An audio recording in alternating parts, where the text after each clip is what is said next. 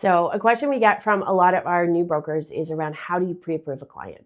I think when you first come into this business and you take your course, you think, okay, I'm going to collect all this stuff from the client. I'm going to send it to the lender and they're going to tell them what to do. And that doesn't actually happen, right? It is up to you to decide what this client can do. You're going to get all of the documents. You're going to figure out what income numbers and what the details are. Are they paying off any debts? What does this look like? And then you're going to do your calculations, GDS, TDS, see what they can do. Then it comes to, what do you tell the client? What are you saying to somebody when they're out there shopping? Because you can put in a rate hold, but that rate hold is only as good as the information and documents that you send in. And I know for myself, like I have a rate hold on a pre-build property that's it's not closing till 2026. And I have a piece of paper that says that I get 3.86% fixed for 5 years on that property, which is wild because it's, so far in the future, but that's how this works. And when you actually read that paper, it also says I have to sell two properties and maintain my income level. Is that going to happen? Probably not. Who knows, but probably not. So is that piece of paper any good to me? No. Should I be making decisions based on that piece of paper? No. And your clients are the same. They're coming to you for advice and guidance, and they need to know what they can do when they're out in the world shopping. Their realtors need to know what they can do when they're out in the world shopping. And so how do we accomplish that? Typically, we do a scenario of best case, worst case. So you come to me, you bring me all your documents, you say, I want to go out and buy a house and I want to buy for this much. Okay, so let's take a look at it. Maybe you don't qualify for what you want to buy with an A lender, and that's okay. But you need to know what you can do. Right? So it might be here, you can buy that, but you're going to be with a B lender. Based on the average rates today, it is likely going to cost you this much money per month. If you're comfortable with that, go buy. If you're not comfortable with that, well, then we need to look at, you can do only A lending, right? Which may be the case if the down payment is not big enough or the area they're looking in is not an area where B lenders lend to the LTV that they want. But it's really giving them, here's your best case, here's your worst case. You need to go buy a marketable home that is fully intact and 100% done, right? Don't come to me with a house with no kitchen and no floors, which has happened, right? So you get better at sending out these templates over time and making sure that people really understand what the expectation is if they want to buy a residential home. But giving them that guidance of, here's going to be your best case and your worst case, right? So we also do best case. In an ideal world, you buy what we say we're going to buy. The property is marketable, desirable, fully intact. And here's approximate rates, approximately what it's going to cost you now. The reality is, of all of our 60 lenders and hundreds of mortgage products, on the day that you buy, it is likely that someone will have a special, a sale, something that applies to you, and we will get you a lower rate. But I want you to be comfortable with what the worst case payment is going to be, so that you know that you can go put an offer in with confidence and you can actually afford that property.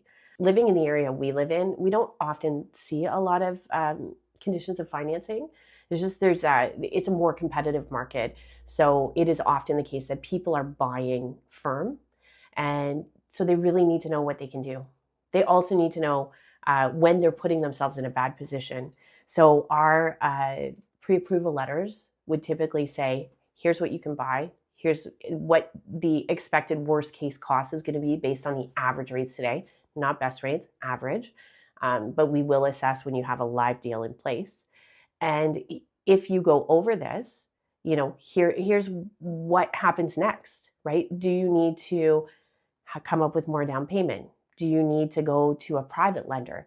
Do you need to add a cosigner? In which case we expect you to send all of the information for your cosigner first, not after, because we want to make sure that that cosigner actually does qualify and that they're comfortable with being on the mortgage. They understand what that means. They understand what to ask their lawyer for in order to protect themselves from future things like capital gains and stuff like that. So we really want to do a full pre-approval.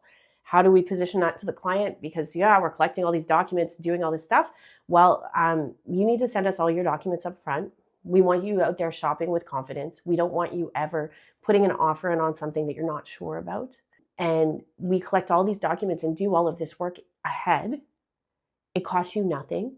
It's a lot of work for us. We'll get paid later when we do your mortgage, but we want to make sure that all this work is done now, because once you buy a house, you're busy.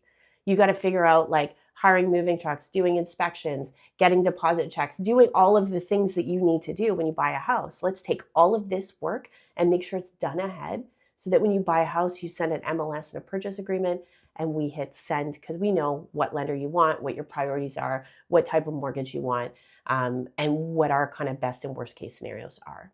The other thing this does for us is, if people are out there shopping and they know what their best and worst case scenario is, they know what their cap is, and we give them really clear guidelines as well on these are the numbers based on a property tax to a maximum of this and a condo fee to a maximum of this. If you are looking at something outside of these numbers, higher than this, send it to us first. Let's redo the numbers just to make sure you still qualify. Because the last thing I want someone to do is go out and buy a condo instead of a house, and now they don't qualify for what they thought they did, and they didn't realize that was going to impact them. They come to us for strong strategic advice, and if we're not providing that, and we're not providing them all the details they need to go out and actually shop for something in their price range, we are doing them a disservice. And we see it all the time, right? All kinds of realtors coming to us saying, hey, this person bought what the person at the bank told them to buy, and now they actually can't do it, or they're being told that they have to pay off a bunch of debt, or that they need to add a cosigner. They didn't realize this was the case. So we really want to make sure we're doing a fully detailed pre-approval. This also helps you, because that file is done. Those submission notes are ready to go. Everything is done so that when they do purchase, you can move faster. The last thing you want is to start doing pre-approvals and collecting a bunch of documents after they've already bought a house. And if you do have a COF, burning time, right? We want to have speed when the client needs it. The other thing it does is it balances your time. If you are doing all that work once someone buys, you have to work when they buy, and you have no idea when that is. And that's where you lose your weekends, your evenings, your family time. You miss meetings, all kinds of stuff, because you are having to jump when they say jump. Not great. We do full strategy calls and going through pre-approvals, best case, worst case. Let's play with the numbers. What are you looking at? What numbers should we use for property tax? Is it a condo? How does a condo impact it? We are doing all of that up front. That probably takes 45 minutes to an hour, at least, for most people to thoroughly go through all the details of what type of product they want, what their goals are, all of those things, so that we are completely ready to go. But we can do that meeting anytime. So it starts to balance your time and protect your time, so that when they buy a house, they send you an MLS and a purchase agreement. You're picking up the phone and saying, hey, that house looks gorgeous. We're on it. Have a great day. And that's it. And off you go to do your submission. So I really think it's important to nail the pre-approval process if you're going to work with buyers, if you're going to work with realtors. This is by far the way to do it. Best case, worst case, and all of the docs up front.